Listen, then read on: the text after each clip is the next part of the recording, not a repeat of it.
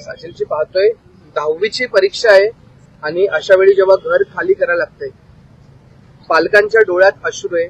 तुम्ही शिक्षणासाठी नेहमीच काम करत असता, काय सांगाल? काय वाटतं जेव्हा अशा प्रकारे एक आई हतबल होते आणि ती रडते? आता जर काकीने तर म्हटलं त्यांच्या मुलांचा 10वीचा एक्झाम आहे आणि अशा काळामध्ये त्यांना घरात तोडाची पण नोटीस दिलेली आहे, तर खूप गंभीर बाब आहे. याच्याकडे आपण शासनाने तरतुदीने आणि लवकर लक्ष दिला पाहिजे आणि त्यांना मुदत दिली पाहिजे. दुसरी गोष्ट, आपण पाठीमागे जे बघताय, जे तोडक कारवाई झालेली आहे, तर तोडक कारवाईमध्ये कुठलीही शोकॉस नोटीस दिलेली नाहीये.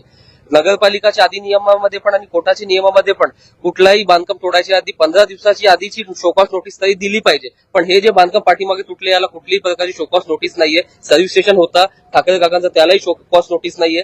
हे सर्व गोष्टी खूप गंभीर आहे आणि नगरपालिकांनी जे तोड कारवाई एवढी धडकनी करत आहे, ते कारवाई करताना थोडासा आपण ह्युमॅनिटेरियन ग्राउंड कडे लक्ष दिला पाहिजे. कारण जे आपण तोडत आहे ते गोरगरिबांनी काडी करून संसार केलेला आहे. असे तुम्ही संसाराला 1 मिनिटामध्ये उद्ध्वस्त करत आहे, जे संसार बनवायला त्यांना वर्षानुवर्ष गेलेले आहे. तुम्ही लोकांच्या डोळ्याचे जे अश्रू निघतात त्या अश्रूला तुम्ही भरून देणार आहे का? आणि जे नुकसान झालंय या नुकसानची भरपाई आपण देणार आहे का? आणि मी पाठीमागचं जे तुटलेलं बांधकाम आहे त्याचं उदाहरण आपल्याला देतो. सेंटर ऑफ दी रोडची मार्जिन पासून ऑलरेडी ते 60 फूट आतमध्ये आणि ते जागा खासगी जागा आहे, कुठल्याही प्रकारचं रिझर्वेशन मध्ये नाहीये. तरी सुद्धा 1 महिना अगोदर जे अनियमित बांधकाम आहे त्याला नियमितसाठी आपण परवानगीसाठी अर्ज द्या. आपण परवानगीसाठी अर्जही दिलेला आहे.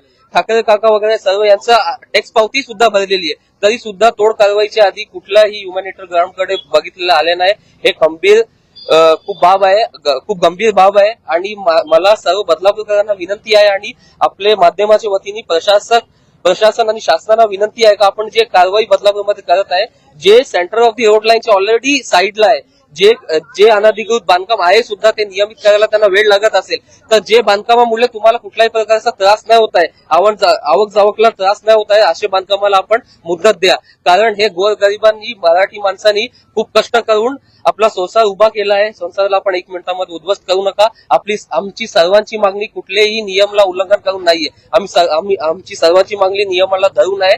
आणि राहिला विषय 10वीचे पेपर आहे, 12वीचे पेपर चालू आहे. अशा वेळी जर कोणाचं घर तुटत असेल तर ते मुला कसा जाऊन एक्झाम देणार, तर कुठले मानसिक त्रासामध्ये असेल, हे सर्व गोष्टी आपण बघितली पाहिजे. आणि मी परत एकदा प्रशासन आणि शासनाला विनंती करत आहे आणि बदलापूरकरची जनतानी जे प्रतिनिधी निवडले आहे निवडणुकीमध्ये ते झोपले आहे, तर तुम्ही प्लीज उठा आणि सर्वसामान्यांची आवाज बना, हे माझी विनंती आहे. आणि प्रशासन शासनाला परत नम्रपणाची कळकळीची विनंती करतो की आपण तोड कारवाईच्या अगोदर थोडा एक ह्युमॅनिटेरियन ग्राउंड कडे लक्ष द्या आणि लोकांचं कधी न भरून देणारं नुकसान ना झालं पाहिजे आणि ज्यांचं नुकसान झालंय त्यांना नियमित रूपाने कसं आपण भरपाई देऊ शकतात याच्याकडे आपण लक्ष द्या.